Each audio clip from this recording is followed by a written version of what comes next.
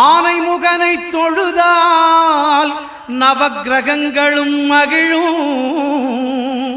நல்லதே நடக்கும், நல்லதே நடக்கும்.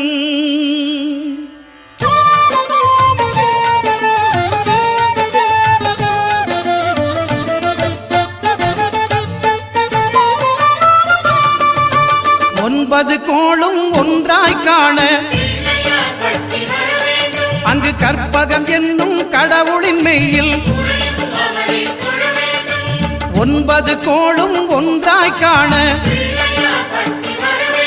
அங்கு கற்பகம் என்னும் கடவுளின் மெய்யில்